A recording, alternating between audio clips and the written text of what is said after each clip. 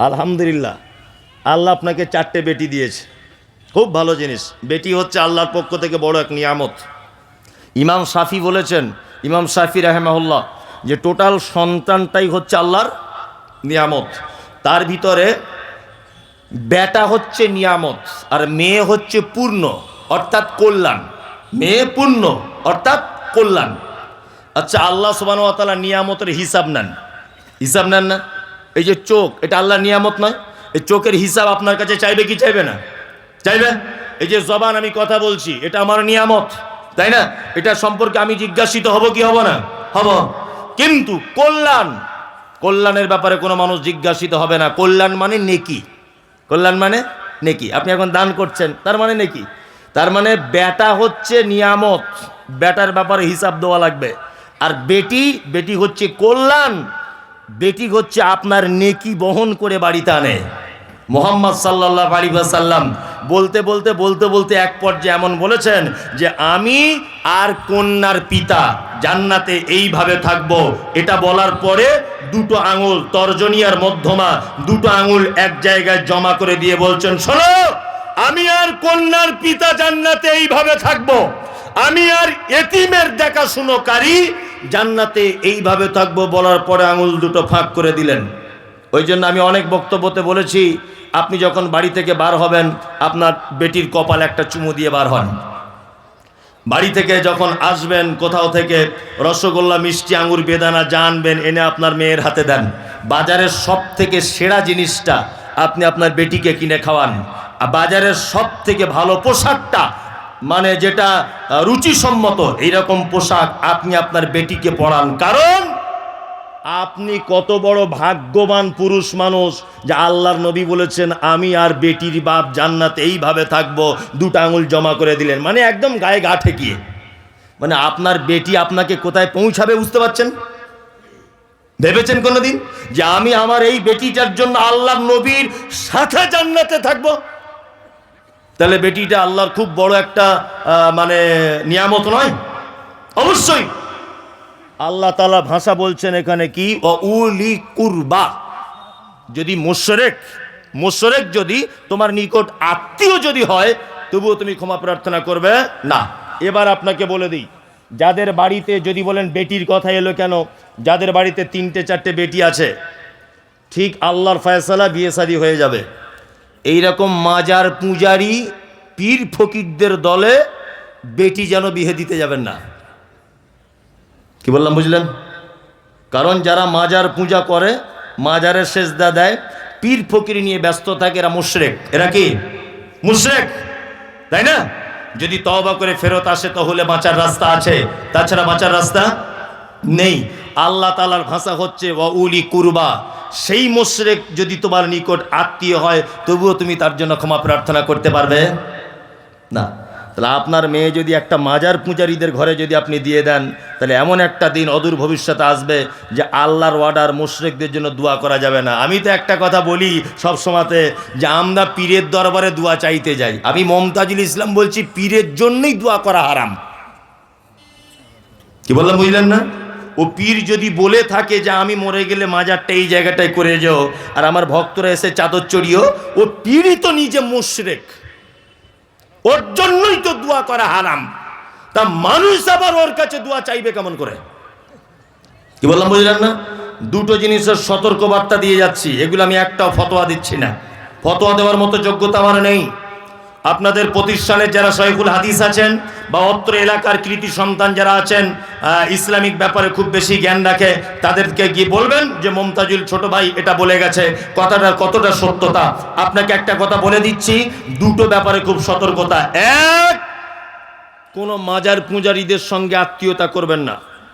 দুই, কোনো বেদাতি প্রতিষ্ঠানে 10 টাকা সহযোগিতা করবেন না। কি বললাম বুঝলেন? কোনো বেদাতি প্রতিষ্ঠানে 10 টাকা দিয়ে সহযোগিতা করবেন না। কারণ সাদকায়ে জারিয়া বুঝেন? অবশ্যই বুঝেন। সাদকায়ে জারিয়া মানে মাদ্রাসাতে বিল্ডিংয়ের কাজ হবে, 2 বস্তা সিমেন্ট দিয়ে দিলেন, এটা সাদকায়ে জারিয়া, তাই না? মাদ্রাসাতে একটা কল বসিয়ে দিলেন, এটা সাদকায়ে জারিয়া। এর বিনিময়, এর বেনিফিট কি পাবেন? নেকি। কি পাবেন? নেকি, ঠিক তেমন তার বিপরীত সাদকায়ে জারিয়ার মতো একটা পাপ আছে। গ্রামে কোথাও ক্লাব হচ্ছিল, আপনার কাছে চাঁদা চেয়েছে, ক্লাবের জন্য আপনি 200 টাকা চাঁদা দিলেন। ক্লাবটা যতদিন থাকবে, ওখান নায়ক নায়িকাদের ড্যান্স হবে, বাচ্চারা ক্যারাম বোর্ড খেলবে, ক্লাব যতদিন থাকবে, কিয়ামত পর্যন্ত যদি থাকে, কিয়ামত পর্যন্ত আপনার আমলনামাতে গুনাহ হতেই থাকবে, হতেই থাকবে। নাম্বার 2, কোন বেদাতি মাদ্রাসায় যদি আপনি টাকা দেন, যে মাদ্রাসার ছাত্র পড়ে এসেই বলবে নবী নূরের তৈরি, যে মাদ্রাসার ছাত্র পড়ে এসেই বলবে 40 করা জায়েজ, যে মাদ্রাসার ছাত্র পড়ে এসেই বলবে মৃত্যু, মানুষ মারা গেলে মারা যাবার সময় সূরা ইয়াসিন পড়ো বসে বসে, যে মাদ্রাসার ছেলে মাদ্রাসা থেকে পড়ে এসেই বলবে আল্লাহ সমস্ত জায়গাতে বিরাজমান, যে মাদ্রাসার ছেলে মাদ্রাসায় পড়ে এসে বলবে কিয়াম করা জায়েজ, কোনো অসুবিধা নাই, এই রকম মাদ্রাসায় যদি আপনি 10 পয়সা দিয়ে যদি সহযোগিতা করেন, এই রকম মাদ্রাসা, এরকম প্রতিষ্ঠানে সহযোগিতা করা আপনি যদি করেন, হাদিসে প্রকাশ্য নিষেধ। বেদাতি তো খারাপ, খারাপ বেদাতিকে সহযোগিতা করাও অন্যায়। কি বললাম বুঝলেন? টাকা আপনার কোটি কোটি টাকা থাক, এতে আমার কোনো আপত্তি নেই, আপনি দান করুন, তবে বুঝে শুনে করুন। টাকা আছে বলে যে কোনো মাদ্রাসায় আপনাকে ইনভাইট করলো অতিথি হিসাবে, বেদাতি মাদ্রাসা, আপনি গিয়ে 50,000 দিয়ে দিলেন, কিয়ামত পর্যন্ত যদি মাদ্রাসা থেকে বেদাত যদি তৈরি হয়, তাহলে কিয়ামত পর্যন্ত যদি মাদ্রাসা থাকে, ও বেদাত সারা জীবন যা করবে আপনার আমলনামাতে গোনা উঠবে, কারণ ও আপনার টাকা খেয়ে তবে বেদাত শিখেছে মাদ্রাসায়। কি বলছি বুঝতে পারছেন? খুব সাবধানে থাকবেন এই ব্যাপারগুলো। চলুন আর দুটো একটা শব্দ বলে দিব নাকি? আর বলবো না, 11টা 12টা পর্যন্ত তো হবে। আমি আর কিছু ভালো জিনিস শব্দ আপনাকে বলি, সব খারাপটা বললে লোকে বলবে ছোট বড় করে বলে যাচ্ছে। তাহলে মুনাফিক বলে দিলাম, মুশরিক বলে দিলাম, ফাসিক কি বলে দিলাম। এবার আপনাকে দুটো একটা ভালো দিক বা ভালো গুণ বলে দিই ইনশাআল্লাহুল আজিজ, যে গুণগুলো আমাদের ভিতরে থাকলে আমরা আল্লাহর জান্নাতে পৌঁছে যাব ইনশাআল্লাহ। আমরা এই ভালো দিক গ্রহণ করার জন্য প্রস্তুত গ্রহণ করছি ইনশাআল্লাহ। কই কারা কারা গ্রহণ করবেন সবাই ভালো দিকটা? একদম। আর একজন 2 হাত তুলেছে, আরে সাংঘাতিক ব্যাপার আর কি, তাই না? সাংঘাতিক ব্যাপার, 2 হাত তুলেছে একদম। আমি একটা লোকের পরিচয় দিব, তার নাম হচ্ছে মুমিন। কি নাম? মুমিন। আচ্ছা বলুন, আপনাদের গ্রামে একটা ছেলে এমএ পাস করে বাড়িতে বসে আছে, আচ্ছা তাকে কেউ স্যার বলে ডাকবে না? এই স্যার উপাধিটা পেতে গেলে কি করতে হবে? স্কুলে যুক্ত হতে হবে, অন্তত স্কুলে না পারো তুমি টিউশনই পড়াও বাড়িতে, তাই না? এক কথায় ছাত্রর সঙ্গে শিক্ষকের একটা সম্পর্ক হতে হবে, মূল ব্যাপার হচ্ছে তাহলে তুমি হবে স্যার। তাছাড়া তোমার যত বড় ডিগ্রি থাক, মানুষ তোমাকে অন্যান্য কিছু বলে ডাকবে, কিন্তু তুমি স্যার উপাধি পাবে না। পাবে না। আল্লাহ সুবহানাহু ওয়া তাআলা, একটা মানুষ লা ইলাহা ইল্লাল্লাহ বলল, তার ঈমান চলে এলো, কিন্তু সে মুমিন হতে পারে নেই। মুমিন হতে গেলে আল্লাহ তাআলা বলছেন কয়েকটা গুণ লাগবে। ইনশাআল্লাহ আমরা একটা একটা করে বলবো কোরআনের আয়াত দিয়ে, আর মুমিন হওয়ার চেষ্টা করবে ইনশাআল্লাহ। যারা চলে যাবেন আস্তে আস্তে করে চলে যান। আর যদি বলছেন মৌলভী সাহেব যাইনি, পেচ্ছাপ করতে যাচ্ছি, পেচ্ছাপ পায়খানা বিড়ি খাওয়া এইগুলো প্রয়োজন হলে যাবেন, তাছাড়া এমনি কেউ যাবেন না, কারণ আপনাকে দেখে আর একজন পালাবে। অনেক লোক আছে অনেকক্ষণ বসে আছে, পেট টেট ফুলে যাচ্ছে না, বিড়ি টানতে পারছে না, এরকমও লোক আছে কিন্তু এখানে। ভাবছেন মনে হয় সবাই ফেরেশতা নাকি? এখন পকেট চেক করলে কত যে মাল ধরা পড়বে, ঠিক বলছি না? আবার কিছু লোক এরকমও করছে, চাদরের ভিতরে করছে না, কি জীবনেও জলসা শুনে কাজ হবে না, বুঝলেন? দুটো জিনিস ভালো মন্দ এক জায়গায় টিকে থাকতে পারে না। যে ব্রেনে খৈনিটা কেমন হচ্ছে এটা কাজ করছে, যে ঠিক রেডি হয়েছে কিনা, আবার সেই ব্রেনে যদি কোরআন ঢোকাতে চাই সম্ভব? দুটো ভালো মন্দ এক জায়গায় থাকবে না, কখনোই থাকতে পারে না। আমি মুমিনের গুণ বলছি, 1, ইন্নামাল মুমিনুনা আল্লাযীনা ইযা যুকিরাল্লাহু وجلت قلوبهم وإذا تليت عليهم آياتهم زادتهم إيمانا وعلى ربهم يتوكلون الذين يقيمون الصلاة ومما رزقناهم ينفقون أولئك المؤمنون حقا لهم درجات عند ربهم ومغفرة ورزق كريم আল্লাহ মুমিনের গুণ বললেন। আসলে গলা আর ভালো রাখা যায়? সে নভেম্বরের 9 তারিখে বাড়ি থেকে বার হয়ে এসেছি, প্রতিদিন সে সাহারি রাত পর্যন্ত। এটা ভালো রাখা আর সম্ভব নয়। সম্ভব? তাও মিষ্টি খাই না, টক খাই না, হাওয়া লাগাই না, কত কিছু যে করি, তাই না? তারপরেও প্রতিদিন 2 ঘন্টা 2.5 ঘন্টা কোথাও পজিশন বুঝে যেমন হয় বকতে হয়। এরপরে তো অজস্র মানুষের সঙ্গে ফোনে কথা, আর ঠিক রাখা যায় না, খুব চাপ মনে হচ্ছে। তারপরেও আমি ভাঙা কণ্ঠতে আপনাদেরকে কিছু বলছি, বিরক্ত হচ্ছেন না? আল্লাহ বলেন মুমিনের 1 নম্বরের গুণ, ইন্নামাল মুমিনুনা আল্লাযীনা ইযা যুকিরাল্লাহু ওয়াজিলাত কুলুবুহুম। মুমিন হলো তারা যারা রাতের অন্ধকারে পাপ করে, দিনের আলোতে পাপ করে, জনসমক্ষে পাপ করে, একা একা পাপ করে। পাপে যখন সে লিপ্ত হয়ে যায়, তারপরে পরই আল্লাহর কথা স্মরণ হয়ে যায়, জাহান্নামের কথা স্মরণ হয়। আর ওই লোকটা যদি প্রকৃত পক্ষে মুমিন হয়, আল্লাহ বলে পাপ কাজ করার পরে যখন জাহান্নামের কথা মনে পড়ে যাবে, আমার ভয় চলে আসবে, তখন সে ভয়ে থরথর করে কাঁপবে। এটা হচ্ছে মুমিনের 1 নম্বরের গুণ। 1 নম্বরের গুণ, পাপ করবে, পাপ করার পরে আল্লাহর ভয় চলে আসবে মনে, আল্লাহর কথা স্মরণ হবে যে পৃথিবীর কেউ দেখতে না পাক, আমাকে আল্লাহ দেখেছে। এই কথাগুলো মনে আসার পরে ও সাথে সাথে ভয়ে থর করে কাঁপবে। এটা হচ্ছে মুমিনের 1 নম্বরের গুণ। একটা হাদিসের কথা মনে পড়ে গেল, খুব চমৎকার হাদিস, আপনাদেরকে বলি, দেখুন আপনার ঈমান বেড়ে যাবে। একজন মহিলা, খুব প্রসিদ্ধ হাদিস এটা, একজন মহিলা আল্লাহ নবীর কাছে এসে বলছেন, ফাতাকিরিনি ইয়া রাসূলুল্লাহ, হে আল্লাহ রাসূল, আপনি দয়া করে আমাকে একটু পবিত্র করে দেন, পবিত্র করুন। আল্লাহ নবী সাল্লাল্লাহু আলাইহি ওয়াসাল্লাম মুখটাকে ফিরিয়ে নিলেন। মহিলাটি আবার আল্লাহ রাসূলের সামনে গিয়ে বলছেন, আল্লাহ রাসূল, আপনি আমাকে পবিত্র করুন। আল্লাহ রাসূল বলছেন, মহিলা তুমি কি করেছো যে তোমাকে পবিত্র করব? মহিলা তখন বলছেন, আল্লাহ রাসূল, আল্লাহর প্রতি কতটা ভয় দেখুন। মহিলা বলছেন, আল্লাহ রাসূল, মানুষ যেটা বৈধভাবে করে আমি সেটা অবৈধভাবে করেছি, অর্থাৎ আমি ব্যভিচার করেছি। এই দেখুন আমার পেটে বাচ্চা চলে এসেছে। আল্লাহ নবী সাল্লাল্লাহু আলাইহি ওয়াসাল্লাম বলছেন, মহিলা তুমি কি জানো যে ব্যভিচার করলে বিবাহের পরে তাকে কি করা হয়? বলছে, আল্লাহ রাসূল জানি। তাকে কোমর পর্যন্ত পুঁতে ফাঁকা ময়দানে ইট পাথর মেরে মেরে তাকে শেষ করে দিতে হয়, আর অবিবাহিত হলে তাকে বেত্রাঘাত করতে হয়। মহিলা তুমি কি জানো এই মুহূর্তে তোমার কি করা উচিত?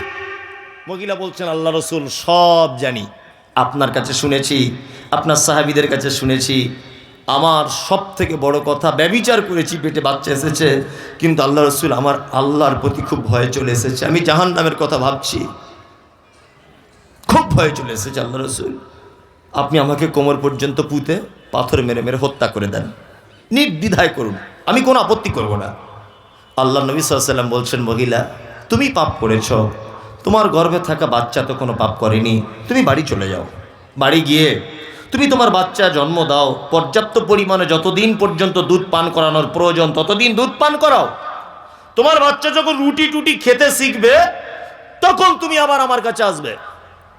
কিছুদিন পর মহিলা তার বাচ্চার হাতে একটা রুটি নিয়ে আল্লাহ রসুলের দরবারে এসে বলছেন, আল্লাহ রসুল আপনি আমাকে চিনতে পারছেন? আমি সেই নারী যাকে আপনি ফেরত পাঠিয়ে দিয়েছিলেন। বিশ্বনবী বললেন যে তোমার বাচ্চা কি রুটি খেতে শিখেছে? বলছে, আল্লাহ রসুল হ্যাঁ খেতে শিখেছে রুটি, এই দেখুন। সাহাবীদেরকে আল্লাহ রসুল বললেন, বাচ্চাটাকে নাও। মহিলা বাচ্চা জমা দিলেন। সাহাবীদেরকে বলা হলো ফাঁকা ময়দানে কোমর পর্যন্ত পাথর, মানে পাথরি জমিন খনন করো। গর্ত করা হলো। গর্ত করার পর মহিলাটি বাচ্চা ছেলেটাকে কোল থেকে নামিয়ে দিয়ে ওই গর্তের দিকে এগিয়ে যাচ্ছে, বারবার যাচ্ছে, গর্ততে গিয়ে পড়েছে, কোমর পর্যন্ত পুঁতে দেওয়া হলো। পাথর মারার কাজ শুরু হয়েছে, খুব পাথর মারা চলছে। খালিদ বিন ওয়ালিদ বলে একজন আল্লাহ রাসূলের সাহাবী, উনি নিজে বলছেন যে আমি এত বড় একটা পাথর ঠিক মহিলাটার মুখ বরাবর ছুঁড়লাম, যখন তার মুখ থেকে রক্ত ছিটকে এসে আমার শরীরে এসে লাগলো। আমি মহিলাটিকে ভৎসনা করে বললাম, এই অপবিত্রা নারী, এই ব্যভিচারিণী নারী, তোমার অপবিত্র রক্ত আমি আল্লাহর নবীর সাহাবী আমার গায়ে এসে লাগলো। এই কথা শুনে বিশ্বনবী ঘর থেকে বার হয়ে বলছেন, কে কে কে গাল দিচ্ছ বলো, কে ভৎসনা করছো নারীটার জন্য বলো। খালিদ বিন ওয়ালিদ বলছেন, আল্লাহ রাসূল আমি। আল্লাহ রাসূল খালিদ বিন ওয়ালিদের সামনে দাঁড়িয়ে বলছেন, খালিদ তুমি কি জানো তার মনের অবস্থা? পৃথিবীর কোন নারীর পক্ষে, কোন পুরুষের পক্ষে এত কঠিন হওয়া কোনোদিন সহজ নয়। সে আল্লাহর প্রতি এত ভয় করেছে, আল্লাহর জাহান্নামকে এত ভয় করেছে, তার দুধের বাচ্চাকে পর্যন্ত রেখে আজকে মরতে বসেছে। দেখো আমি মুহাম্মদ সাল্লাল্লাহু আলাইহি ওয়াসাল্লাম বলছি, ওই নারীটা আল্লাহর কাছে এত তওবা করেছে, এত তওবা করেছে, এর তওবা যদি মক্কার পাপী মানুষদের মাঝখানে যদি বিতরণ করা হয়, তাহলে এর একা তওবার কারণে অজস্র পাপী মানুষ মুক্তি পেয়ে যাবে। এত বড় তওবা। আল্লাহ তাআলা বলেছেন মোমেন তো তারাই, কারা? যারা পাপ কাজ করে আবার আল্লাহর কথা স্মরণ হয়ে ভয়ে থর থর থর থর থর থর করে কাঁপে। এটা হচ্ছে মুমিনের 1 নম্বরের গুণ। দ্বিতীয় গুণ কি? আয়াতুহুম যাদাতুহুম ঈমানা ওয়া আলা রাব্বিহিম ইয়াতাওয়াক্কালুন। আল্লাহ বলে মুমিন তারা যাদের সামনে আমার কোরআন তেলাওয়াত করা হয় আর আমার কোরআনের বাণী শুনে তাদের ঈমানটা বেড়ে যায়। এটা মুমিনের 2 নম্বরের গুণ। আল্লাহর কসম করে আপনাকে বলছি, কথা একেবারে সত্য। একটা গল্প আপনাকে বলি শুনুন। আজ থেকে 2 মাস 15 দিন মতো হচ্ছে আগে আমি মক্কায় গিয়েছিলাম উমরার জন্য। কোরআন যে পড়লে তেলাওয়াত করলে ইমানদারের ঈমান বাড়ে, তার একটা প্রমাণ একদম নিজে চোখে দেখা। তা আমি এই কবার হলো হজে মানুষ নিয়ে যাচ্ছি ওমরা করানোর জন্যে। যাই হোক, তা আমি গেলাম, 46 জন লোক গেল। ওই উত্তর দিনাজপুরের একটা লোক গেল, অশিক্ষিত লোক, লেখাপড়া জানে না, নাম সই করতেও পারে না। কি বললাম বুঝলেন? তা মানে ভেতো বাঙালি, খোট্টা ভাষা যেমন গ্রাম অঞ্চলের বলে, এই ভাষা ছাড়া ও কিচ্ছু বুঝে না। ও আমি যখন কাবাতে তওয়াফ করি, ও আমার পিছনে এরকম জ্যাকেট ধরে রাখে, গেঞ্জি। বলছে আপনি ধরে রাখছেন কেন? বলছে আমি তাছাড়া হারিয়ে যাব। ঠিক আছে তাই করো, বয়স্ক মানুষ, আমার আব্বার থেকেও বয়স বেশি হবে। তা আমরা রাত 10টার সময়তে যেতাম তওয়াফ করতে, আর ফজরের পরে তওয়াফ করে একেবারে চলে আসতাম ফজরের সালাত আদায় করে। তা মক্কার কাবার যিনি সব থেকে মানে ভালো ইমাম, 1 নম্বর ইমাম, ডক্টর কি বলে মনে আব্দুর রহমান আস-সুদাইস, তাই না? খুব ভালো মানুষ। আল্লাহু আকবার। আমি নিজে কাছে থেকে দেখেছি, 2-4-5 হাত ডিস্টেন্সে। মানে এখন আগে নামাজ পড়াতো অন্য জায়গাতে, আর এখন নামাজ পড়ায় অন্য এক সাইডে। তো ওখান থেকে কাছাকাছি দেখা যায় আর কি। যাই হোক, খুব কাছাকাছি, এখন নতুন সিস্টেম করেছে এটা। তা উনি তেলাওয়াত যখন করেন, আল্লাহু আকবার, আব্দুর রহমান আস-সুদাইসের তেলাওয়াত শুনে যত নিষ্ঠুর হৃদয়ের মানুষ হোক না কেন, তার চোখ দিয়ে পানি চলে আসে। আর উনি এমন করে তেলাওয়াত করেন, ফজরে আর এশাতে উনি নামাজ পড়ান। আল্লাহু আকবার। 5 লক্ষ টাকা খরচা করে আপনি যে হজ করতে যাবেন, ওর একবার তেলাওয়াত শুনলে আপনার টাকা শোধ। এমন কোনো ওয়াক্ত নেই যে উনি তেলাওয়াত করতে কাঁদেন না। জাহান্নামের আয়াত বলে একদম মেয়েদের মতো, মানে এত জোরে কাঁদবে মানুষ। আর আল্লাহু আকবার, যত নিষ্ঠুর মানুষ হোক, পয়সা তো জীবনে অনেক জায়গায় খরচা করেছেন, দার্জিলিং গেছেন, গুজরাট, মুম্বাই ঘুরতে গেছেন, 1 লাখ টাকা খরচা করে একবার উমরাটা করে আসুন, হজ না করতে পারেন। যত নিষ্ঠুর হৃদয়ের মানুষ হোক, কাবা দেখছে হাউ হাউ করে কাঁদছে। আল্লাহু আকবার। কি Ethiopia, Tanzania, German, Japan, France, কি বললাম বুঝলেন, কালো লোক, লম্বা লোক, বেঠে সবাই কাঁদছে। আমি নামাজে দাঁড়ালাম, দিনাজপুরের চাচা আমার দিকে ডান পাশে দাঁড়িয়ে আছে। ফজরের সময়তে আব্দুর রহমান আস-সুদাইস তিনি জাহান্নামের আয়াত তেলাওয়াত করছেন, সূরা ওয়াকিয়া তেলাওয়াত করতে করতে মেয়েদের মতো করে ডুকরিয়ে ডুকরিয়ে তিনি কাঁদছেন। 10 সেকেন্ড, 20 সেকেন্ড, কখনো কখনো 30 সেকেন্ড পর্যন্ত হবে, কোরআন তেলাওয়াত বন্ধ হয়ে যাচ্ছে, উনি কাঁদতে ব্যস্ত। সবাই কাঁদছে, আমিও কাঁদছি। আমি আলেম মানুষ, একটু আধটু আরবি বুঝি বলে আমার চোখ দিয়ে পানি চলে আসতে আমি ডুকরে ডুকরে কাঁদছি। আবার ডান দিকে বসে নামাজে দাঁড়িয়ে আছে চাচা, চাচা যেন ডুকরে ডুকরে মেয়েদের মতো করে কাঁদছে। নামাজ শেষ হয়ে গেল, রুমে যখন আসছি চাচাকে ডেকে বলছি, চাচা সত্যি করে বলো, আমি না হয় আলেম মানুষ, কোরআনের একটু আধটু বুঝি বলে না হয় কাঁদতে পেরেছি, তুমি কেন কাঁদলে? চাচা বলছে, মমতাজুল তুমি আমার ছেলের বয়সের, তবে শোনো, আজকে 40 বছর যাবত আমি মসজিদে নামাজ পড়ি, কোনোদিন আমার হৃদয়ে গলেনি, কিন্তু সত্যি যে কোরআন মাজিদ শুনলে, কোরআন মাজিদ পড়লে অন্তর গলে যায়। আমি জীবনে কোরআন তেলাওয়াত করতে জানি না, আজকের তার প্রমাণ পেলাম। আমারও কোরআনের আয়াত মনে পড়ে গেল। আল্লাহ বলে, আয়াতুহু যাদাতুহুম ঈমানা, মুমিন হলো তারা, তাদের সামনে কোরআন তেলাওয়াত করলে তাদের অটোমেটিকলি ঈমান বেড়ে যাবে। ওয়া আলা রাব্বিহিম ইয়াতাওয়াক্কালুন, মুমিনের তৃতীয় নম্বরের গুণ হলো খাইরিহি ওয়া শাররিহি মিনাল্লাহি তাআলা, ভালো মন্দ যা কিছু হবে, বিপদ হোক, মুসিবত হোক, লটারিতে টাকা পড়ুক আর অন্যায় কাজ করুন, যা কিছু হবে আপনি একটা কথা বলে দিবেন যে খাইরিহি ওয়া শাররিহি মিনাল্লাহি তাআলা, আমার ভালো মন্দ সব কিছু আল্লাহর পক্ষ থেকে। আমি ভরসা করি পৃথিবীর কোন মানুষের উপরে নয়, আমি আল্লাহর উপরে ভরসা করি।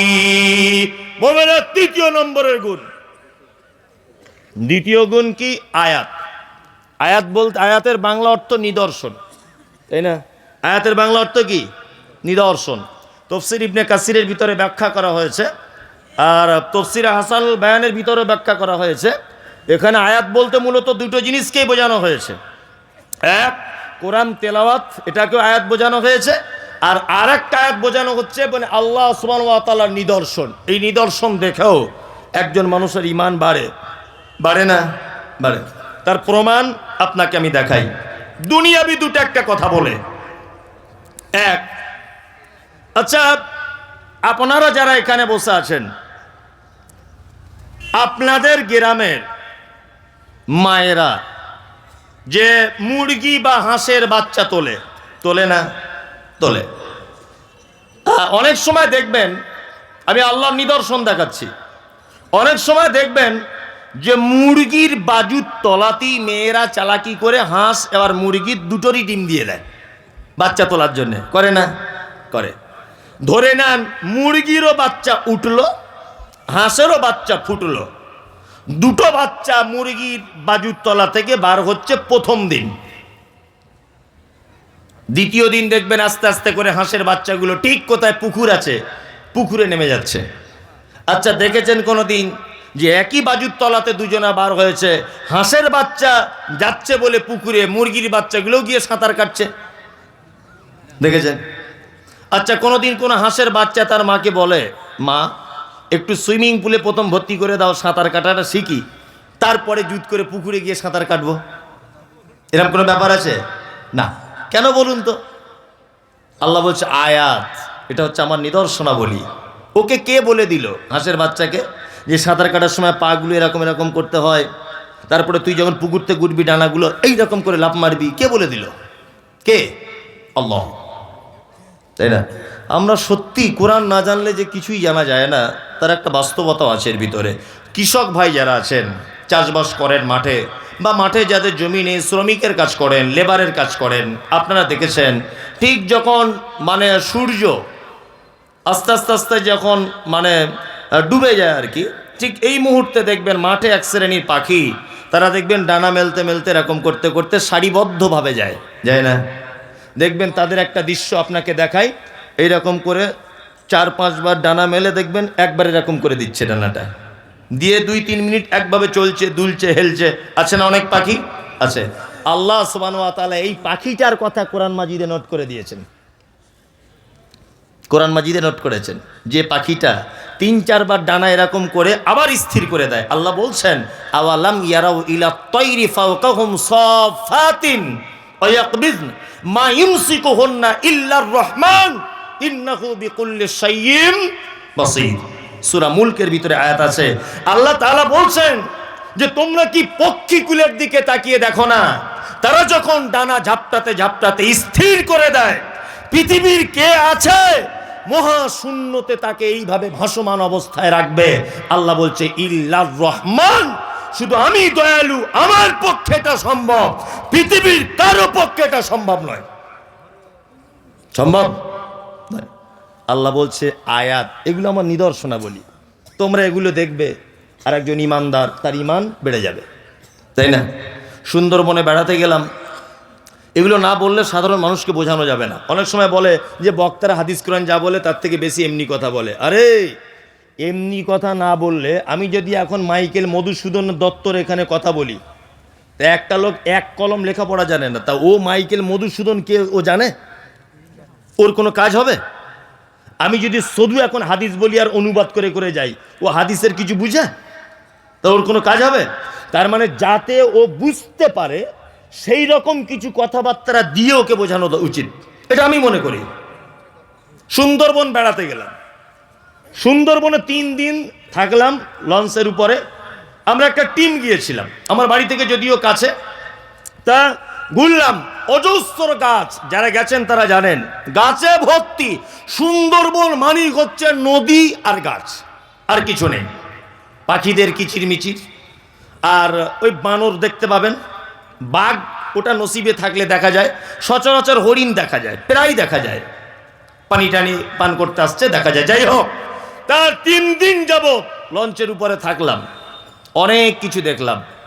সুন্দরবনে একটাও কুলের গাছ দেখতে পেলাম না, আমের গাছ দেখলাম না, খাজুরের গাছ নেই, লেবুর গাছ নেই, সবেদার গাছ নেই, বেদানার গাছ নেই, নারকেলের গাছ একটাও নেই। তা আমরা সব আলেমরা মিলে গিয়েছিলাম। তা বেশিরভাগ সলাতে আমি ইমামতি করতাম লঞ্চের উপরেই। তা ইমামতি করতে করতে সালাম ফিরানোর পর বসে আছি, বসে বসে ভাবছি যে সত্যিই তো আজকে 3 দিন যাবত আমি সুন্দরবনে ঘুরতে এলাম, একটা তো ফলের গাছ থাকা উচিত, একটাও নেই। সঙ্গে সঙ্গে আমি ভাবতে শুরু করে দিলাম, সত্যি আল্লাহ তুমি, এর জন্য তোমার নাম রব, তোমার নাম রব। তুমি এখানে কেন তুমি মানে আমের গাছ দিতে যাবে কেন? কোন আমের আচার করতে হয় এটা তো হনুমান, বানর, বাঘ এরা তো কেউ বুঝে না, বুঝে? আচারে কি কি মশলা লাগে ওরা বুঝে? আম কি করে কার্বাইড দিয়ে পাকিয়ে চুষে খেতে হয় এটা ওরা জানে? জানে না। তার মানে আম যে একটা সুন্দর প্রয়োজনীয় মিষ্টি ফল, এই ফলের কদর হনুমান করতে পারবে না, বানর পারবে না। এই জন্য এখানে তুমি এসব ফলের গাছ টাছ দাওনি, আমের গাছ তুমি দিয়েছো শ্যামনগরে। হিমসাগর আম গাছ থেকে পেড়েই বলবে খেয়ে আলহামদুলিল্লাহ। কোন আমের আচার করতে হয়, কোন গাছ কোন মাসে লাগাতে হয়, এটা মানুষ জানে, হনুমান, বাঁদর, হরিণ এরা কেউ জানে না। এই জন্য তুমি আগাছা বিভিন্ন গাছ দিয়ে সুন্দরবনকে তুমি সাজিয়েছ, একটাও ফলের গাছ নেই। এগুলো অবাক লাগে, অবাক লাগে না? আল্লাহ বলে আয়াতুহুম যাদাতুহুম ঈমানা ওয়া আলা রাব্বিহিম ইয়াতাওয়াক্কালুন। মুমিনের গুণ দ্বিতীয় নম্বরে, তার সামনে যখন আমার আয়াত নিদর্শনাবলী বলা হয়, তার ঈমান বেড়ে যায়। তার দ্বিতীয় গুণ হলো তার সমস্ত ব্যাপারে আমার উপরে ভরসা থাকবে। আল্লাহ মুমিনের 4 নম্বরের গুণ বলে আল্লাযীনা ইউকিমুনাস সালাতা ওয়া মিম্মা রাযাকনাহুম ইউনফিকুন। আর মুমিন হলো সে যে 4 নম্বরে সালাত আদায় করে, নামাজ পড়ে। যারা বসে আছেন নামাজ পড়ছেন 5 ওয়াক্ত কারা? তাহলে 14 ধরা পড়বে। যারা শুধু 5 ওয়াক্ত তারা হাত তুলুন, তুললে একটু, তাহলে 14 ধরা পড়ে যাবে। তার মানে অনেকই আছে যারা পড়ে না, তাই না? আমাদের বাজারে কয়েক রকমের নামাজি পাওয়া যায়, বুঝলেন? 3-4 রকমের। এক রকম দেখবেন জোহরে যায়, আসরে যায়, মগরিবে দোকান খুলে, এশায় দোকান বন্ধ করে, ফজরে ঘুম ভাঙে না। এরকম কোয়ালিটি নাই। কেউ ফজরে যায়, এশায় থাকে না, কেউ এশায় থাকে, জোহরে থাকে না। এরকম নামাজি আছে। আর একটা কোয়ালিটি হচ্ছে শুধু জুম্মায় যায়, তাই না? আর শুধু জুম্মায় যায় না, গিয়ে ঝামেলাও করে। ঝামেলা করে না? করে। এই এক কোয়ালিটির। আর একটা কোয়ালিটির আপনি দেখতে পাবেন যে এরা 2 ঈদে যায়, ঈদুল ফিতর, ঈদুল আজহা, এই বছরে 2 বার। আর একটা আছে তারা 5 ওয়াক্তই পড়ে, কিন্তু কিছু না জেনে না বুঝে পড়ে। যদি বলছেন এটা কেমন, দেখায় আপনাকে। তাহলে একটা লোককে জিজ্ঞাসা করছি, চাচা তুমি কতদিন নামাজ পড়ছো? কতদিন? তা বলছে 30 বছর হবে বাপ। বয়স্ক লোক। চাচা এই দুয়ায় কুনুতটা জানো? অতটা জানি না, কি করে মুখস্থ করি বাপ, এত বড় দোয়া মুখস্থ হয়? বাহ। আচ্ছা এই রুকু থেকে উঠে কি দোয়া বলে? বলছে বাপ ওটাও জানি না, তবে নামাজ কিন্তু পড়ি আমি ঠিক। ভালো করে বুঝবেন, যে লোকটা রুকু উঠে দোয়া জানে না, যে লোকটা মানে দোয়ায় সানা জানে না, দোয়ায় তাশাহুদ জানে না, যে লোকটা দরুদ জানে না, যে দোয়ায় কুনুত জানে না, ভালো করে বুঝবেন। কানে কম শোনে বলছে, চোখে কম দেখে, ওকে 2 টাকা কম দিয়ে দেখবেন তো কোনো দোকানদার, ঠিক বুঝতে পেরে যাবে। মানে সব কাজে সিয়ানাগিরি, মসজিদে গিয়ে বোকা, তাই না? কি করে পরের জমির আলি কেটতে হয় এই জ্ঞান আজ ভালোই আছে, কোনো অসুবিধা নেই, কিন্তু ও মসজিদের দুয়ারপত্র জানে না। কিন্তু এই লোকটাকেও আবার দেখবেন বেতরে নামাজে সামি আল্লাহু লিমান হামিদা, ইমাম সাহেব বা নিজে নিজে 2টো পদ্ধতি বেতরের, হাত বেঁধেও দোয়া করার হাদিস সহি, হাত মানে তুলেও দোয়া করার সহি, দুটোই সহি হাদিস, যে যেটা আমল করবে। যাই হোক, তা ও হাত তুলেই দোয়া করছে, দেখবেন ও কিন্তু বলছে আমি দোয়া জানি না, স্বীকার করেছে। তা যে লোকটা দোয়া জানে না সে ঠোঁট নাড়ে কি বলে? তার মানে চিটার। কি বলছি বুঝতে পারছে না? ও দেখবেন আপনাদের মসজিদে কালকে সকালে খোঁজ করুন, একটা লোক 10 বছর নামাজ পড়ে কিন্তু কোনো দোয়া জানে না, কিন্তু প্রত্যেক জায়গাতে ঠোঁট নাড়েও। কি বললাম বুঝলেন? মানে দুনিয়ার মানুষের সঙ্গে 2 নম্বরই করে ধোকা দিয়ে 50 বছর বয়সে পা দিল, আর 50 বছর বয়সে এবার আল্লাহর মসজিদে গিয়ে আল্লাহকে পর্যন্ত ঠোঁট লাড়িয়ে ডুপ্লিকেট করছে। কথা বাস্তব না অবাস্তব বলুন? ওর বাড়িতে সব আছে, শীতকালে ফেয়ারান নাবলি না কি বলে, সব বরলিন না প্লাস প্লাস কি বলে আমি ওসব জানি না, বরলিন না কি বলে, ও শীতকাল আসলে ওটা কিনতে হয়, ওর জ্ঞান আছে। শীতকাল এলে মোজা ব্যবহার করতে হয়, বড় ছেলেকে বলে দিচ্ছে এই একজোড়া মোজা এনে দিস, এটা ওর টনটনে জ্ঞান আছে। কিন্তু শ্যামনগর জলসা শুনতে গিয়ে একটা ভালো সহি দুয়ার বই কিনে এনে নামাজের দুয়াগুলো পড়ে পড়ে বানান করে করে হলেও মুখস্থ করব, এই জ্ঞান ওর নেই, তাই না?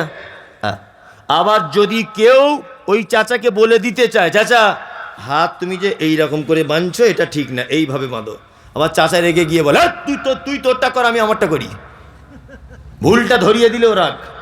এরকম মুসল্লি আছে না? ও সেজদায় যখন যাচ্ছে পা ফাঁক করে রাখছে, কিন্তু হাদিস অনুযায়ী পা দুটো এইভাবে রাখতে হবে, তাই না? ওকে আপনি বলে দেন যে পা দুটো এইভাবে রাখুন, তোর কবরে তুই যাবি, আমার কবরে আমি যাবো, বেশি ফটর ফটর করিস না।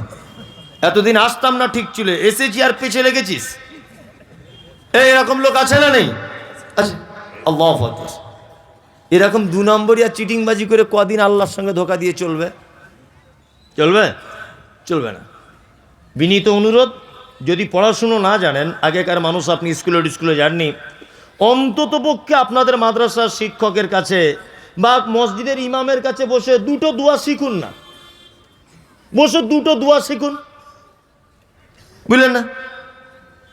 আরে 1 মাসে তো একটা হবে, তাহলে যদি 10 মাস 1 বছর যাতে আপনি চেষ্টা করেন, অন্তত নামাজের যেগুলো লাগে সেগুলো তো কমপ্লিট হতে যাবে। কথাগুলো আমি ঠিক বলছি না ভুল বলছি?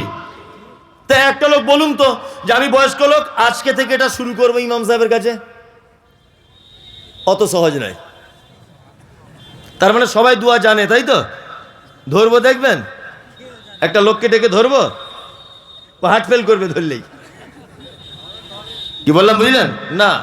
ডাকলে উনি হয়তো ভাববেন যে অপমান করছে, না আমি এটা করতে চাই না, কিন্তু বাস্তবতা হচ্ছে এই, বাস্তবতা এটাই। আপনি মসজিদ ইমাম সাহেব রেখেছেন, তাকে 200 টাকা দিয়ে তার কাছে 2টো দোয়া শিখুন। যদি বলছেন আমি তাকে বেতন টেতন দেবো না, এমনি শিখুন। গ্রামে প্রতিষ্ঠান মাদ্রাসা আছে, হাফেজ সাহেবরা আছে, আর এখানে মসজিদের যিনি ইমাম আছেন, ইমামের দায়িত্ব খুব ভালো ছেলে, নরম ছেলে। আমি গত বছর এবারে এলাম, ও সে বাচ্চা ছেলের মতো ব্যবহার, ওর খুব সুন্দর, মাশাআল্লাহ। তো ওর কাছে যাবেন, আপনাদের মাদ্রাসার যে প্রধান শিক্ষক, ভালো ছেলে, পাকুড়ে বাড়ি, তা ওর কাছে যান, গিয়ে বলুন যে 2টো দোয়া বলে দেন। আরে জানতে শিক্ষার আবার লজ্জা আছে? লজ্জা আছে? লজ্জা নেই। এইরকম নামাজ পড়ে কোনো লাভ নেই। আর একটা নামাজি, 4টে যেটা দেখালাম, এরা একজনও কেউ নামাজিদের ভিতরে না। কি বললাম বুঝলেন? কেউ নামাজের ভিতরে নয়। আসলে সলাত, নামাজ, এটা এমন একটা ইবাদত যে এইটাকে বাদ দিয়ে, আচ্ছা আপনাকে একটা জিজ্ঞেস করি জিনিস, আচ্ছা বলুন তো, ওই মিষ্টির দোকানে রসগোল্লা, এটা কি দিয়ে হয়? ছানা দিয়ে হয়। আচ্ছা ভালোই তো জ্ঞান আপনার। আরে কালাকান, ছানা দিয়ে। ল্যাংচা, সব ছানা দিয়ে হয়। তাহলে টোটাল মিষ্টির দোকানের যত আইটেম আছে, মিষ্টি জাতীয় আর কি, দই, কালাকান, ওই লেডিকেনি না কি বলে, যত আছে, যত মিষ্টির এর মূল উপাদানটা কি? দুধ। ইয়েস, দুধ। দুধ ছাড়া কিন্তু এগুলো সম্ভব নয়। সম্ভব নয়। আপনার জীবনে যত ভালো কাজ করছেন, যা কিছু করছেন, ঠিক মূল উপাদান, মূল ইবাদত, তার নাম সালাত। কি বললাম বুঝলেন? সালাত ছাড়া অন্য কোন ইবাদত টিকে থাকতে পারে না, একদমই নয়। আর আল্লাহ সুবহানাহু ওয়া তাআলা পবিত্র আল কোরআনে বলছেন, মা সালাকাকুম ফি সাকার ক্বালু লাম নাকু মিনাল মুসাল্লিন। একটা সাকার নামক জাহান্নামীকে জিজ্ঞাসা করা হবে, এই তুমি কেন সাকার নামক জাহান্নামে এসেছো? ও তখন বলবে, ক্বালু লাম নাকু মিনাল মুসাল্লিন, আল্লাহ সব কাজ করেছি, আমি শুধু নামাজ পড়িনি তাই। তার মানে বেনামাজি থাকা জায়গা কোথায়? জাহান্নাম। এটা বলতেও আমার খারাপ লাগছে, যে মুখে এটা উচ্চারণ করব, এটা আমার কাছে খুব লজ্জিত মনে করছে আমি নিজেকে, যে একটা লোক নামাজ পড়ে না, আমি এত বড় সার্টিফিকেট দেবো যে লোকটা জাহান্নামে যাবে, কিন্তু আমাকে যে বলতেই হবে আল্লাহ বলছে তাই।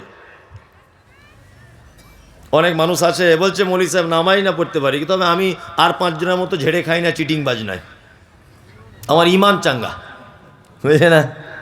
আমার ইমান চাঙ্গা। আমার ছেলে আমাকে বলে মাঝে সাঝে, আব্বু আমি মিলিটারি চাকরি করব।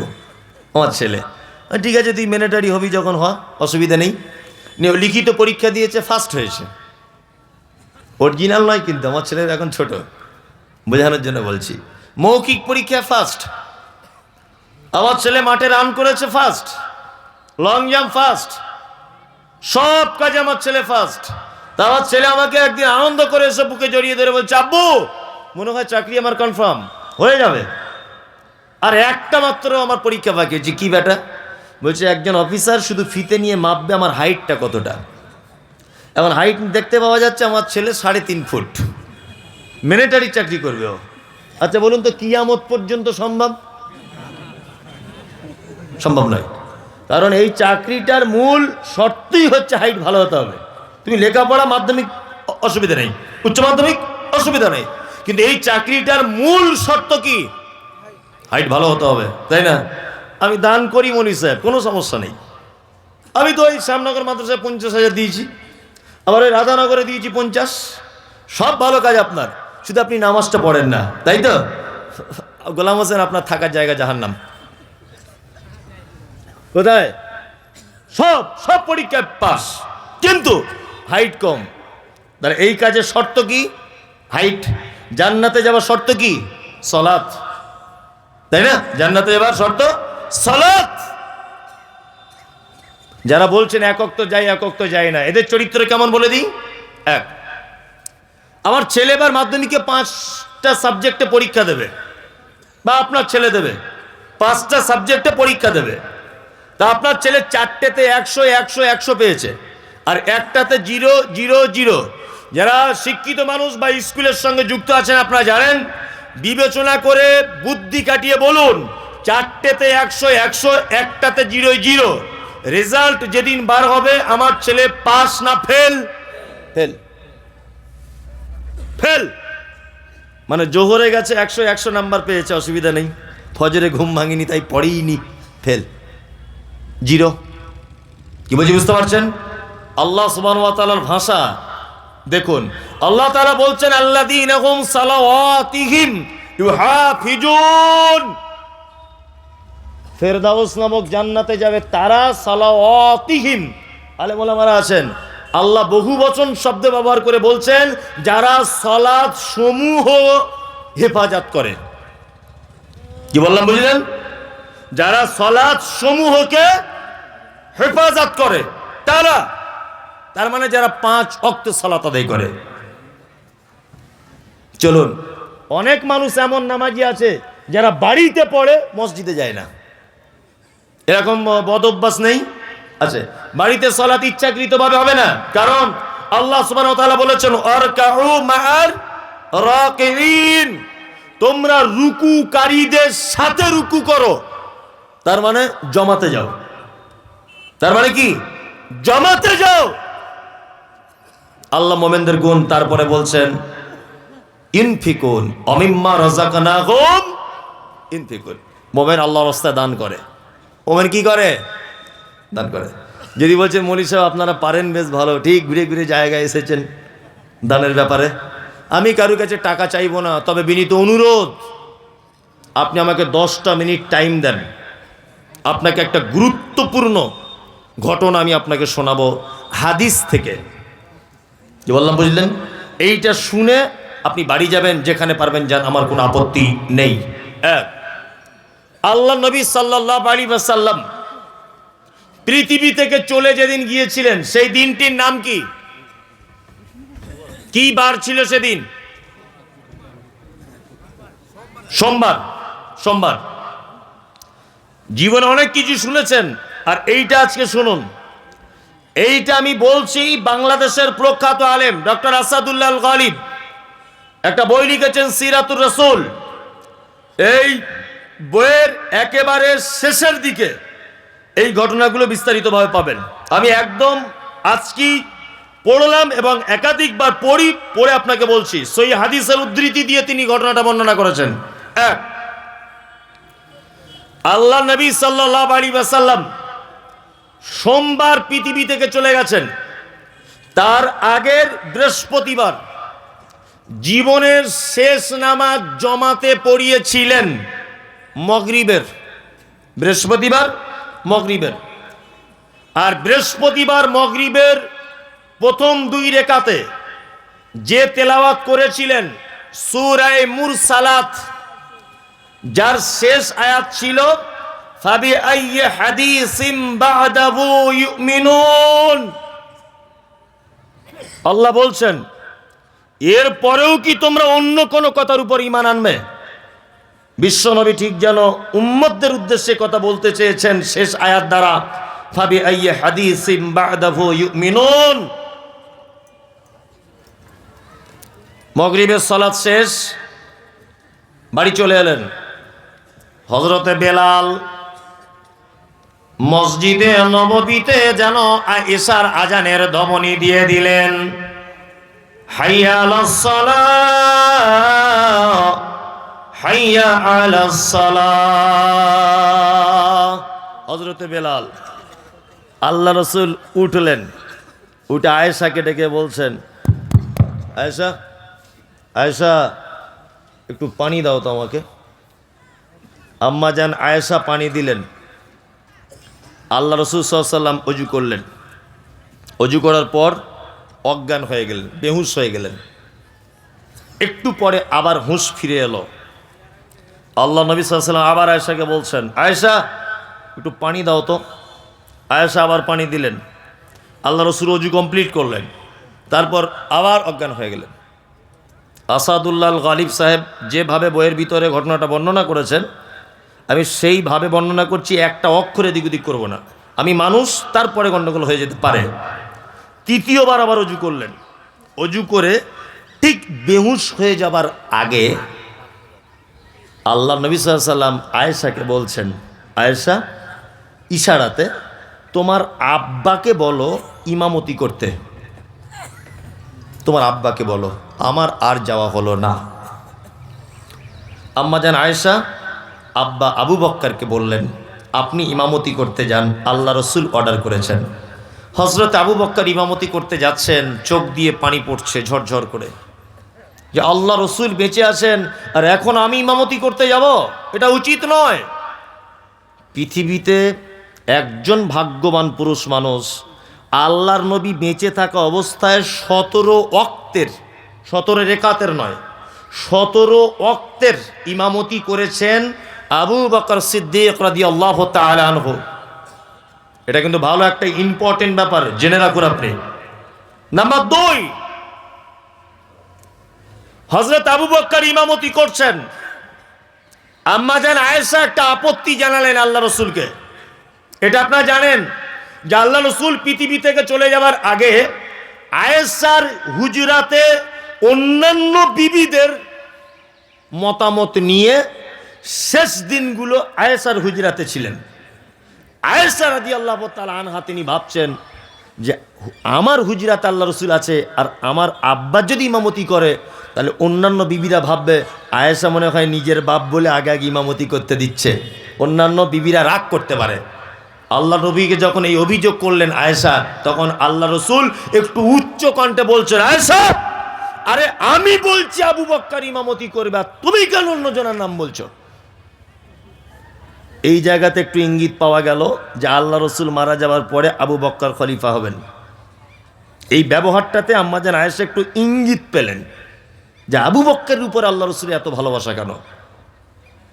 আল্লাহু আকবার। কেন ভালোবাসা? মাঝখানে একটা ছোট্ট কথা বলে দিই। আল্লাহ রসুল মসজিদের ভিতরে বসে আছেন আর সাহাবীদেরকে বলছেন, তোমাদের ইমান আর আবু বকরের ইমান দেখবে। তাহলে আল্লাহ রসুল কেমন বলছে, ওই দেখো ওই দেখো ওই দেখো, দেখতে পাচ্ছ একজন আরোহী তার জানোয়ারের পিঠের উপরে চেপে যাচ্ছে কথা বলতে বলতে। আচ্ছা বলুন, একটা গরুর মালিক সে যদি তার গরুর পিঠের উপরে বসে গরুর সঙ্গে কথা বলতে বলতে যাচ্ছে, এটা যদি আমি বলি কেউ বিশ্বাস করবে? গরু কথা বলতে পারে? তখন সাহাবীরা বলছেন, আল্লাহ রসুল আপনি কেমন কথা বলছেন, গরু কোনোদিন তার মালিকের সঙ্গে কথা বলতে পারে? তখন আল্লাহ রসুল বলছেন, এটাই তোমাদের ইমান আর আবু বক্করের ইমানের ডিফারেন্স। এই কথাটাই যদি আমি আবু বক্করকে বলতাম তাহলে আবু বক্করের উত্তর এটা হতো, অবশ্যই আপনি যখন বলেছেন অসম্ভবের কিছু নেই। এটা হচ্ছে আবু বক্করের ইমান। শুক্রবার চলে গেল, আল্লাহ রসুল মসজিদে যেতে পারেননি। শনিবারের দিন আল্লাহ রসুল একটু সুস্থতা অনুভব করলেন। জোহরের আজানের আগে আল্লাহ রসুল আয়েশা রাদিয়াল্লাহু তাআলা আনহাকে বলছেন, আয়েশা দুজন সাহাবীকে বলো তো আসতে। তা আম্মা জান আয়েশা বলছেন, আমি পর্দার আড়াল থেকে দুজন সাহাবীকে বললাম, আপনারা দুজন আসুন। আল্লাহ রসুল দুজন সাহাবীর কাঁধে ভর দিলেন। তখন ইমামতিতে দাঁড়িয়ে গেছেন হযরত আবু বকর সিদ্দিক রাদিয়াল্লাহু তাআলা আনহু, জোহরের নামাজের ইমাম। কে? আবু বকর। আল্লাহ রসুল মসজিদে ঢোকা এই ব্যাপারটা আবু বকর বুঝতে পেরে গেলেন যে আল্লাহ রসুল এবার ঢুকছেন। আবু বকর পিছনে হটে আসার মনস্থির করলেন। আল্লাহ রসুল আবু বক্করকে ইশারা করে বললেন, আবু বক্কর একদম নয়, ইমামতির জায়গাতে মেহরাবে তুমি দাঁড়াও। আবু বক্কর দাঁড়িয়ে আছেন। আল্লাহ রসুলকে নিয়ে আবু বক্করের বাম দিকে বসিয়ে দেওয়া হলো। আবু বক্করের কোন দিকে?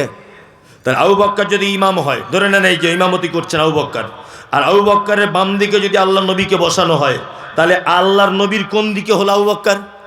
ডান দিকে। এটা জেনে রাখুন, ইসলামের প্রথম মুকাব্বির তিনি হচ্ছেন হযরত আবু বকর সিদ্দিক রাদিয়াল্লাহু তাআলা আনহু। এই মুহূর্তের সাথে সাথে ইমাম পরিবর্তন, আল্লাহ রসুল হয়ে গেলেন ইমাম, আবু বকর হলেন মুকাব্বির। এখান থেকে একটা মসলা জেনে নেন যে ইমাম অসুস্থ হলে প্রয়োজনে বসে ইমামতি করতে পারে। মাথায় রাখবেন, কি বললাম বুঝলেন? আল্লাহ রসুল বসে বসে আস্তে আস্তে করে ইমামতি করছেন, সাহাবীরা গলার আওয়াজ শুনতে পাচ্ছেন না অসুস্থ বলে, এই জন্য পাশে দাঁড়িয়ে উনি যখন বলছেন আল্লাহু আকবার আল্লাহ রসুল, তখন আবু বকর জোরে বলছে আল্লাহু আকবার, মুকাব্বির। বুঝুন ভালো করে, জোহরের নামাজ শেষ, আল্লাহ নবী সাল্লাল্লাহু আলাইহি ওয়াসাল্লাম বাড়ি এলেন। আয়েশার হুজরাতে আল্লাহ রসুল ঢুকেই প্রথমেই আম্মাজান আয়েশাকে বলছেন, আয়েশা আচ্ছা বলো তো, আমাদের বাড়িতে কি কোনো টাকা পয়সা আছে? তা আম্মাজান আয়েশা বলছেন যে আমাদের বাড়িতে সোনার দিনার, দিনার বলা হয় সোনার কয়েনকে, আর দিরহাম বলা হয় চাঁদির কয়েনকে, তখনকার দিনে চলতো। তা আম্মাজান আয়েশা বলছেন যে আমাদের বাড়িতে 5টা থেকে 9টা দিনার অর্থাৎ স্বর্ণের কয়েন আছে। তখন আম্মাজান আয়েশাকে আল্লাহ রসুল উচ্চ কণ্ঠে বলছেন, আয়েশা আরে কোনো ইমানদার এবং নবীদের জন্য উচিত নয় এত নিকৃষ্ট সম্পদ বাড়িতে রেখে আল্লাহর সাথে সাক্ষাৎ করবে। তুমি কেন দান করে দিলে না? কেন তুমি দান করলে না? তুমি যদি দান করে দিতে তাহলে আমি আল্লাহর কাছে যাওয়ার পরে সাথে সাথে বিনিময় পেয়ে যেতাম। তখন আম্মাজান আয়েশা বলছেন, আল্লাহ রসুল আপনি অসুখে ছিলেন, এই কারণে ব্যস্ততার কারণে আমি টাকাটা দান করতে পারিনি, দয়া করে আপনি বলুন আমি এখনই দান করে দিচ্ছি। তার মানে বিশ্ব নবী মুহাম্মদ রাসূলুল্লাহ সাল্লাল্লাহু আলাইহি ওয়াসাল্লাম জমিয়ে রাখা সম্পদ যেটা ছেড়ে মানুষ কবরে চলে যায়, এই সম্পদকে নিকৃষ্ট সম্পদ বললেন, আর মানুষ যেটা দান করে যায় আল্লাহর রাস্তায় এটাকে উৎকৃষ্ট সম্পদ বললেন। টাকা জমাচ্ছেন না, তার ভিতরে আমিও, শুধু যে আপনাকে বলছি তা নয়, আমিও জমাচ্ছি না অর্থ। আমাদের চিন্তা ভাবনা কি? আগামী জেনারেশনের ভবিষ্যৎ ভালো করা। আমি টাকা পয়সা জমাচ্ছি কেন? আমার বেটা ভালো থাকবে তাই, তাই না? জি, আপনি কেন টাকা পয়সা উপার্জন করছেন? আপনার বেটা ভালো থাকবে তাই, তাই না? পৃথিবী যে কেমন জায়গা এটা আপনাকে দেখাবো, বাস্তবে আমি দেখাবো কেমন। এই দেখুন আপনাকে দেখাচ্ছি পৃথিবী কেমন জায়গা। চাচা আপনি এখানে আসুন তো, আপনি এখানে আসুন, আসুন, কিছু ধরবো না ভয় নেই, আসুন। আপনি আমার আব্বার থেকে বয়স্ক মানুষ, আসুন, হ্যাঁ আসুন, দুজনেই আসুন না, কথা বলিয়েন না। এই দেখুন অনেক সময় বাস্তব কিছু জিনিস থেকে আমাদের জ্ঞান গ্রহণ করতে হয়, হয়তো হয় না? অবশ্যই জ্ঞান প্রতিটা জিনিস আছে, আমরা জ্ঞান বার করতে পারছি না। তাই এক, পৃথিবী কেমন জায়গা আমি আল্লাহর কসম বলছি বাপ, আপনাদেরকে অপমান করার জন্য আমি ডাকিনি, হ্যাঁ, শুধু মানুষকে কিছু শিক্ষা দেওয়ার জন্য আপনাকে ডেকেছি। কি নাম আপনার? আপনার নাম বলেন। আব্দুল আজিজ। আব্দুল আজিজ। পৃথিবী কেমন জায়গাটা বলছি। আপনার বয়স কত হতে পারে মোটামুটি একটা? আমার বয়স মোটামুটি 40-45।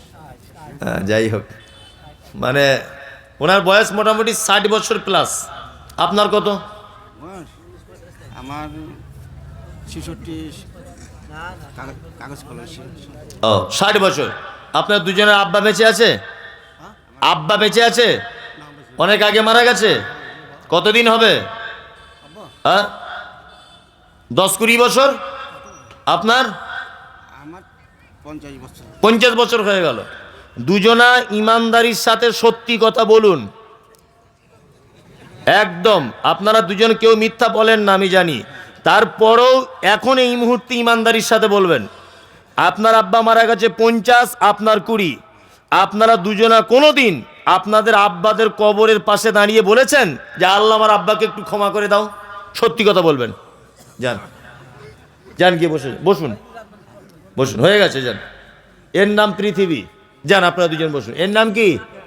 এর নাম পৃথিবী। এদের দুজনারই আব্বা কিন্তু টাকা পয়সা সম্পত্তি যা করেছিল দুজনের ভবিষ্যতের জন্য করেছিল না? হ্যাঁ, করেছিল। কিন্তু তার বাপের কপালটা এত খারাপ যে যে বেটার জন্য হারাম হালাল দেখা দেখি করেনি, টাকা ইনকাম করতে হবে করেছে। দুঃখের বিষয়, সেই বেটা আজ কবরের মাঝে গিয়ে একবারও বলল না যে আল্লাহ আমার আব্বাকে একটু ক্ষমা করে দাও। এই পরিস্থিতি কিন্তু আপনারও। এই পরিস্থিতি কার? আপনার।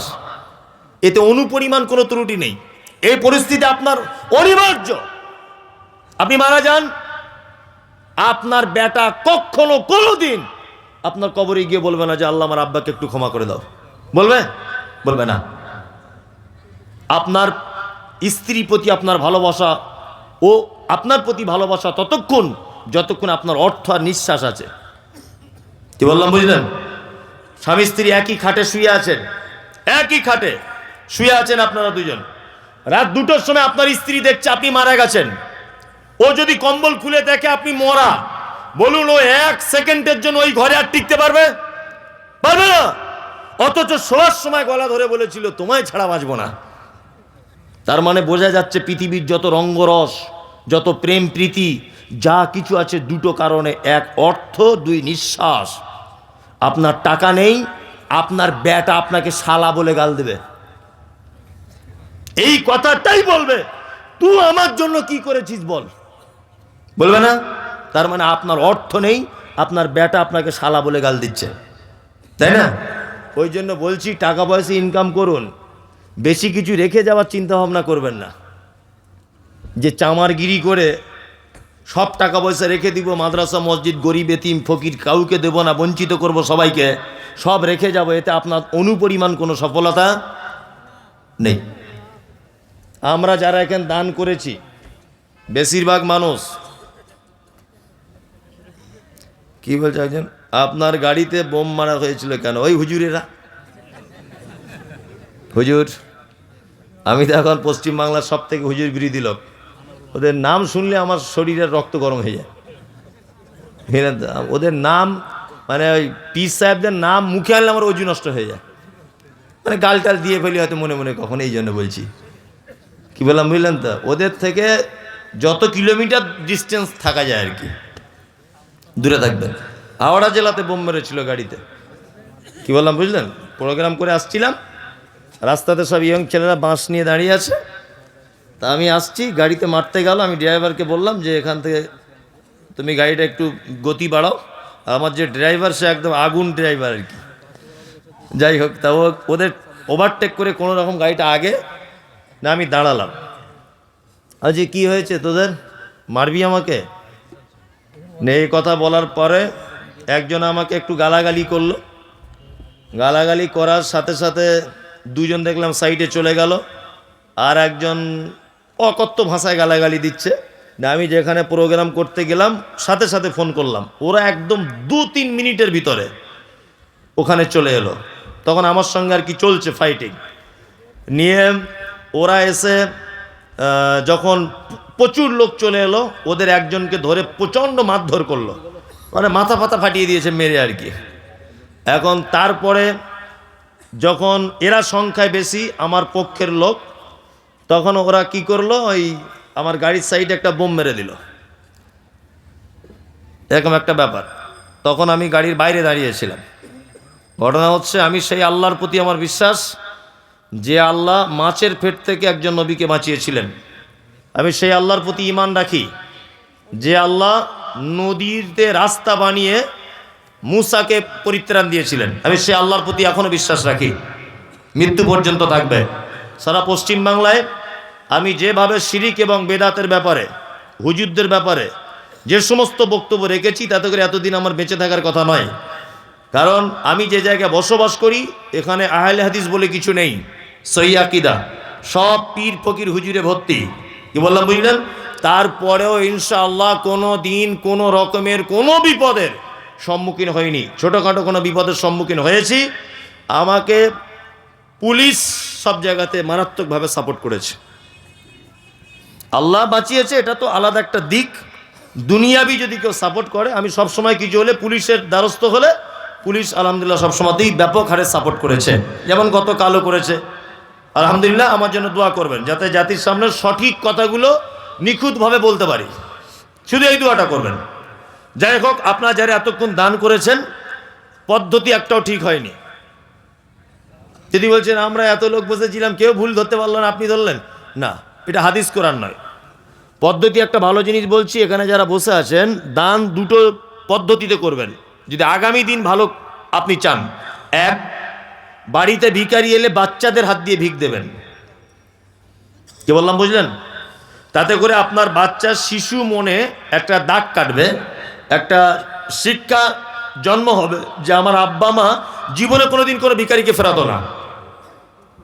দুই, জলসাতে যখন কোনোদিন দান করবেন তখন বাপ সবসময় বেটার জন্য দান করবেন, যে আমার বেটা আশরাফুল, তার জন্য 2000। বেটা বয়স 40 বছর, তারপরে ওর জন্যই দেন। কারণ বেটা যেন লজ্জিত হয় যে আমার আব্বা বুড়ো বয়সে আমাদের কল্যাণ কামনা করছে। ভালো করে বুঝবেন। তার মানে আপনার আব্বা চলে গেলে, আপনি চলে গেলে আপনার বেটাও আপনার জন্য দান করতে পারে। কি বললাম বুঝলেন না? এই জন্য বলছি এটা একটা মাদ্রাসার জলসা। আমি বেশি রাত করছি না, রাত্রি 12টা বাজে এখন। আপনারা আল্লাহর রাস্তে বলবো তো নাকি মাদ্রাসাতে কিছু সহযোগিতা করুন। আমি আদায়কারী খুব মারাত্মক বক্তা নয়, তারপরেও কুলিয়ে গুছিয়ে যতটুকু যা বললাম আপনারা 2000 1000 যার কাছে যেমন আছে দয়া করে আপনারা একটু দেবেন। জি, ওনার নিয়তের উপরে দোয়া, মা আব্বার জন্য দোয়া। আচ্ছা আচ্ছা, এটা কি? অর্শগন্ধা 5 কেজি, কালো জিরা 5 কেজি, রাই 10 কেজি, পেঁয়াজ 60 কেজি। এটা তার মানে দান। ও মাশাআল্লাহ, এইটা কার একটু লিখে নেন তো ভাই, সবাই দেন। আপনারা 1000 করে দিলে তো এখন 1 লাখ টাকা হয়ে যাবে। একটু মেহেরবানি করুন ভাই। যদিও আমাকে আদায়কারী স্পেশাল বক্তা ছিল, তারপরেও এটা আমার দায়িত্ব এবং কর্তব্য। Safiur Zaman Sheikh, Habib master, Nowda, BEd college কর্ণধর, উনি দিচ্ছেন 10,000 টাকা। আল্লাহুম্মা সাল্লি আলাইহি, আল্লাহুম্মা বারিক আলাইহি। 5,000 টাকা বেনামি। ও বেনামিতে একজন 5,000। হ্যাঁ ভাই, ওই যে দানের কথা বললে মানুষ আর ধৈর্য ধরে বসবে না, তাই না? জি। আর শীতও অনেক পড়ছে, অনেকটা আজকে ঠান্ডাও খুব বেশি। আমি বক্তব্য দিচ্ছি বলে ঠান্ডা অনুভব করতে পারছি না, তবে আপনাদের খুব ঠান্ডাই লাগছে। তারপরেও আপনাকে বলবো যে আপনারা যাওয়ার আগে অবশ্যই আপনাদের প্রতিষ্ঠানে কিছু করে দেন, সকলেই দেন।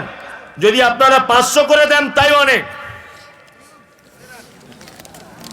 দেন, সকলেই দেন,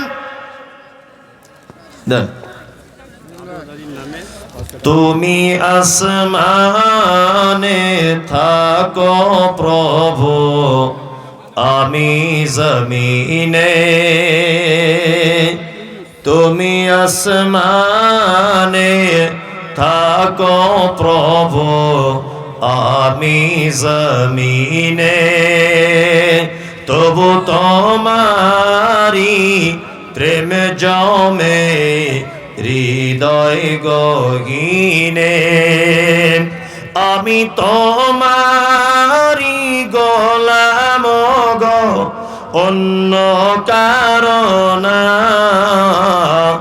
আমি তোমারি গোলাম গো, অন্য কারণা।